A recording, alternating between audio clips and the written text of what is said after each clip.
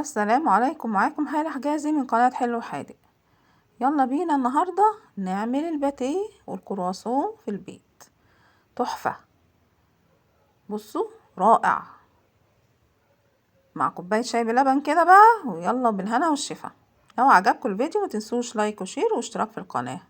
معايا كوباية لبن 300 ملي، ومعايا كمان كوباية مية 300 ملي، ومعايا باكو خميرة فورية، ومعايا تلت كوباية سكر.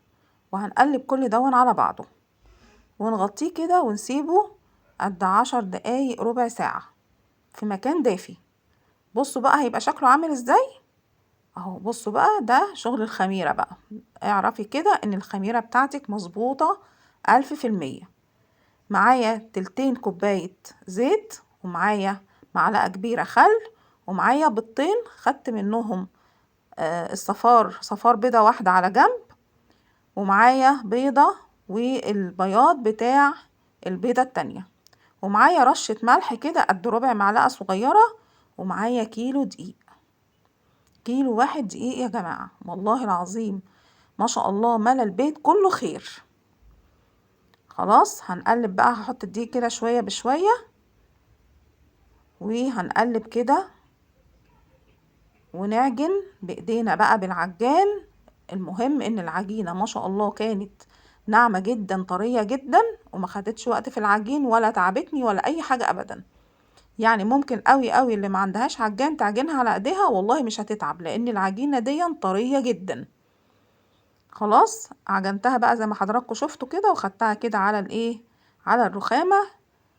عجنتها كمان شوية صغيرين، وخلاص كده بقت بالقوام اللي انتوا شايفينه دوت. نقطة زيت بقى في البولة، وحطي الايه، العجينة بتاعتك، وسيبيها لغاية اما تخمر. طبعا نحطها في مكان دافي برضو. بصوا ما شاء الله العجينة زي ما حضراتكم شايفين كده تحفة. وهنديها بقى البوكس المتين علشان نطلع ايه منها الخميرة والهواء.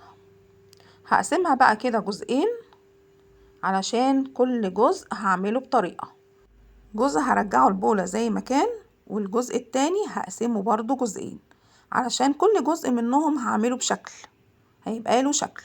خلاص هاخده بقى كده افرده بالشكل دون مستطيل كده، يعني بسمك تقريبا 1 ملي. هو ما بيبقاش سميك ولا بيبقى رفيع قوي، زي ما حضراتكم شايفين كده بالظبط. معايا بقى زبدة، هي المفروض بدرجة حرارة المطبخ، بس طبعا علشان احنا في الشتاء فانا سيحتها الى حد ما يعني في الميكرويف. بس كل دون هيخش التلاجة وهتجمد تاني، وهو ده المهم، لازم تجمد الزبدة جوه الايه، جوه العجين. وهلفها رول بالطريقة ديت. خلاص حطها بقى في طبق كده، طبق مدهون زيت، وهغطيها وعلى الفريزر.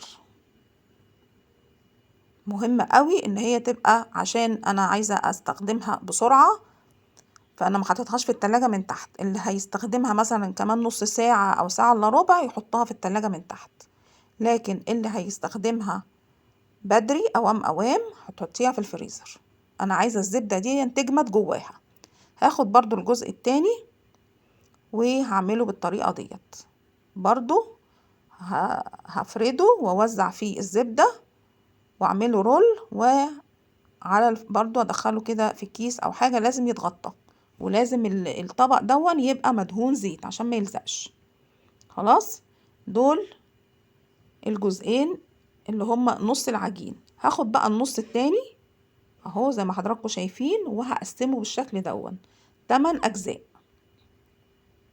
هقطعه كده 8 اجزاء. خلاص كل جزء فيهم هلفه كده كورة زي ما حضراتكم كده شايفين. والله يا جماعة الكيلو دقيق دوت ملالي البيت خير. كرواسون باتيه كانت تحفة، ينفع بقى للفطار، ينفع للعشاء، ينفع سناكس. طبعا المخبوزات في الأفران بقت غالية جدا، وربنا يحسن ما بين ايدينا كلنا. مش هتتعبي ابدا في الوصفة ديت، وهتعمليه بأسهل طريقة. خلاص عملته كده هو 8 كرات، وكل كورة هفردها دايرة. خلاص، وبرضو هجيب طبق دهناه زيت علشان هحط فيه كل الكرات ديت على بعض.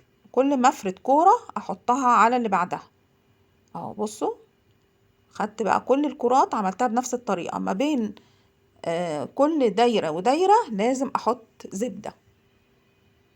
خلاص، والكرة الاخرانية ديت هفردها، يعني هفردها بزيادة شوية علشان هلم فيها كل الكرات اللي تحتها.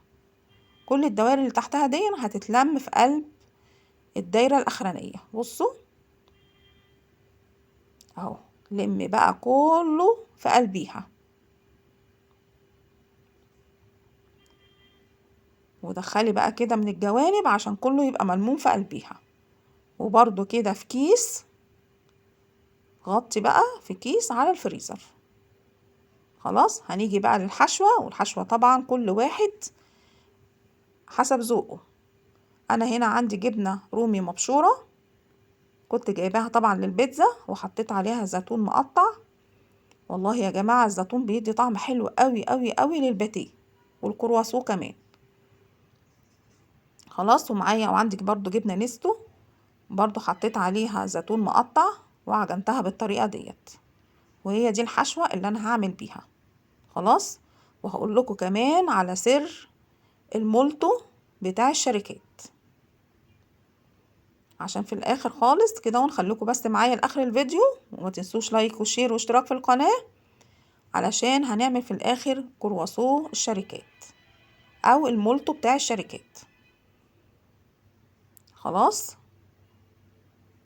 هاخد بقى اول حاجة دخلتها الفريزر هخرجها وافردها مستطيل بالطريقة ديت.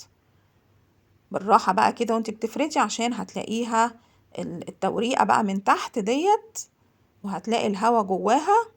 يعني افردي كده بالراحة بحيث ان انت ما تخرجيش الهوا من جوه، تتفرد معاكي من غير ما تخرجي الهوا.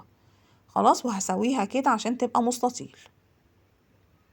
طبعا كل الجوانب اللي هتطلع دي انا برضو هعمل بيهم شكل كده جميل، عامل زي قوقعة كده بتاعة البحر ومحشية، هتبقى تحفة. وهقسم بقى المستطيل اللي عندي كده عبارة عن مربعات. خلاص، وهحط كده في كل مربع هحط جزء من الحشوة.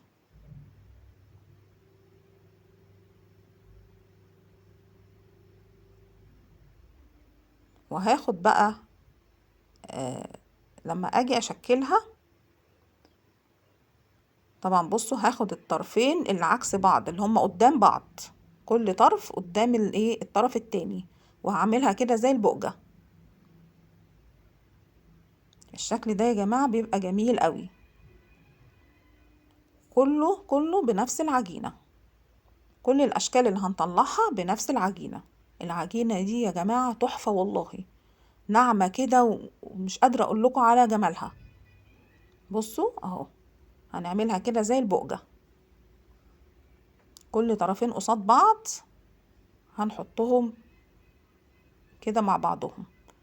ودوسي بقى بصبعك كده في النص علشان كل ده لما هيخمر ممكن يفك من بعضه.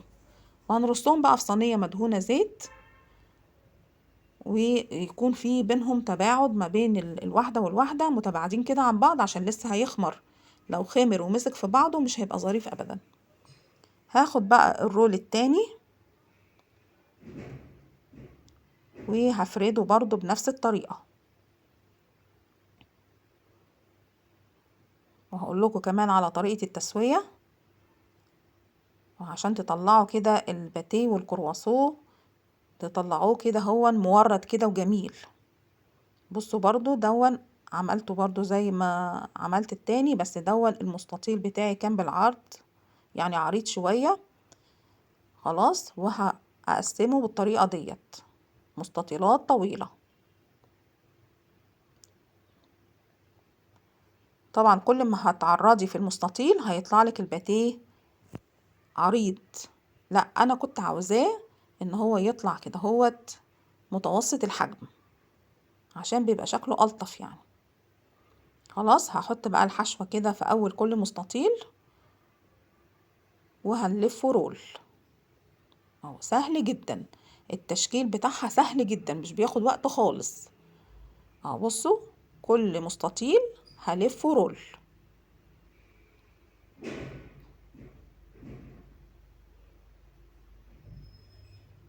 والتسوية بتاعته طبعا هكون مسخنة الفرن كويس قوي، يكون سخن يعني جامد كده. وبعد كده هتوطي الفرن على 180 درجة، 180 او الدرجة اللي انت بتخبزي عليها الكيكات. وهنحطه في نص الفرن، واول ما تلاقيه اخد لون من تحت هتولعي عليه الشواية ياخد كمان لون من فوق. خلاص بصوا، كله عبارة عن رول زي ما انتوا شايفين كده بالظبط، تحفة. شوفي بقى شوية المخبوزات دول تجيبوهم من بره بكام. برضو هنرصه برضو في صينية مدهونة زيت، على يكون ما بين كل واحدة وواحدة يكون في كده مساحة مناسبة علشان اديها فرصة تخمر. دي بقى الجوانب اللي انا طلعتها من المستطيلات اللي انا قسمتها.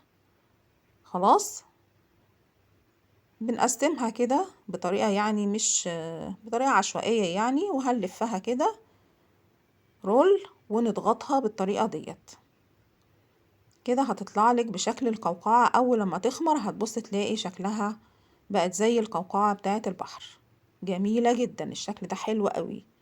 خلاص وهنبططه كده وهنحشيه من النص ونقفله، بيبقى تحفة. وهوريه لكم في الاخر كان شكله عامل ازاي، طري جدا ولذيذ قوي قوي قوي، شكله كمان كان حلو قوي. يبقى احنا كده عملنا 3 اشكال.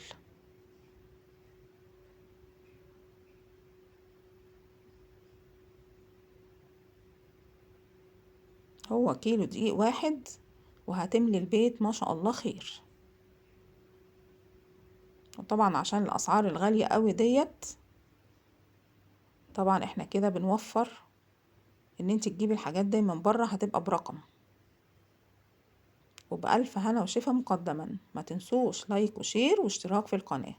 بصوا هنلف رول خلاص ونضغطها بالشكل ده.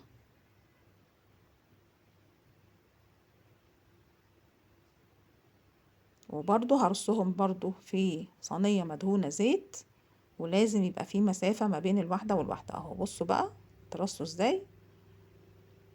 خلاص هنجيب بقى الطاقية اللي احنا عملناها دي، انا بسميها طاقية بصراحة.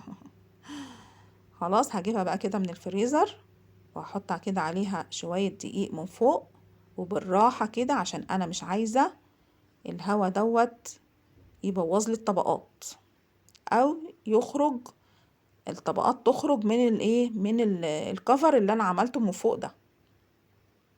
بالراحة كده هون، وهبتدي افرد بالشكل ده، والسمك اللي حضراتكم شايفينه دوت. خلاص وهقسمها بالطريقة دي زي ما حضراتكم شايفين كده بالظبط، ربع، نص، وبعدين اربع، وبعدين تمنات، وعلى حسب برضو الحجم اللي انت عاوزاه. خلاص كل مثلث كده ممكن يتقسم 2 3 4 لو انت عايزة الحجم اصغر. قسمي بقى بالايه بالطريقة اللي تعجبك دي، وبالحجم كمان اللي يعجبك. خلاص عشان هنعمل مولتو الشركات.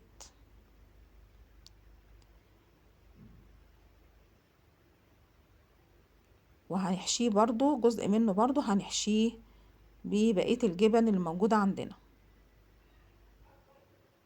خلاص هناخد بقى المثلثات الكبيرة، بصوا هنشقها كده شقة خفيفة من الطرف العريض اهو بصوا، وهنحط فيها الايه الحشوة ده اللي هيتحشي وهو عجين. اللي بالجبنة هيتحشي وهو عجين، وهنلفه كده بالطريقة ديت. وده الكرواسون.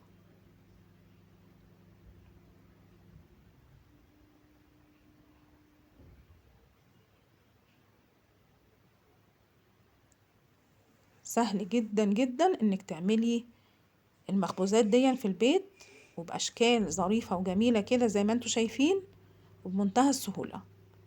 خلاص. وطبعا بنبطط كده العجينة طبعا عشان خمرانة، بنبططها كده شوية عشان نلف الطبقات دي. كل ما تبططيها بتلف الطبقات ديت، بتبقى طبقات كده كتيرة مع بعضها. يعني ده التوريقة اللي جوه. خلاص. طبعا الجزء اللي انا بقى ما حشيتوش جبن ده اللي هيبقى بالشوكولات، ومش هحشيه وهو عجين. دايما لما بنحشيه وهو عجين والشوكولاتة بتخش مع العجين الفرن، بتخرج بقى من العجين دوت وبتبقى مش ظريفة ابدا، وكمان بتبقى جامدة من جوه، ما بتبقاش ابدا طرية كده وجوسي زي بتاعت الشركات.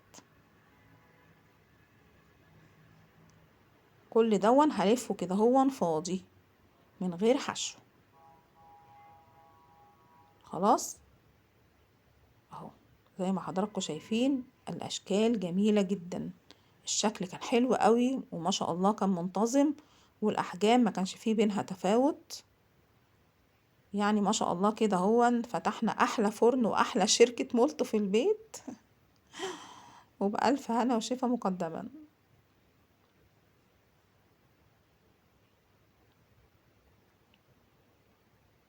اهو بصوا بقى برضو رصيته على مسافات في صينية مدهونة. كل دوت بصوا ما شاء الله الكم قد ايه، وكل دون هسيبه لغاية اما يخمر بره خالص، يتضاعف حجمه، يخمر كده ويتضاعف حجمه.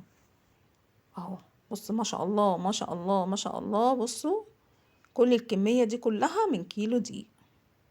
خلاص. عندي بقى صفار البيض اللي انا كنت حطيته دون على جنب، حطيت عليه معلقة لبن حليب ومعلقة خل. خلاص. وربيتهم كلهم كده مع بعض ودهنت بيه الوش.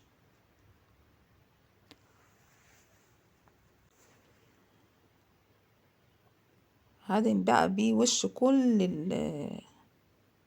الكمية اللي عندي، هدهن الوش بتاعها كده. طبعا هي خمرت ما شاء الله، ودخلتها الفرن، واول لما خرجت هرشها بالمية واغطيها بحتة نظيفة. بصوا بقى دي الكمية اللي انا عملتها بتاعة الكرواسون الفاضي. عندي جناش شوكولاتة خلاص، وعندي البوز دوت عامل زي الحقنة كده. خلاص. هعمل فتحة في قلب المولتو وهحقنه بالشوكولاتة السايحة اللي انا كنت عاملاها. والجناش ده موجود عندكم في القناة، عندي انا عملته معاكم اكتر من مرة، بس هو في غلطة هنا هو انا بنبهكم ليها. كان المفروض ان انا احشي من تحت واخليه على وشه علشان الشوكولاتة ما تسحش من تحت لغاية اما تجمد من جوه. انا بقول لكم على كل ملاحظاتي علشان ما تغلطوش الغلطة اللي انا غلطتها. خلاص. كان المفروض احطه كده على وشه، بس ما فيش اي مشكلة. بصوا بقى بصوا بقى بيبظ من الشوكولاتة اللي جواه، تحفة.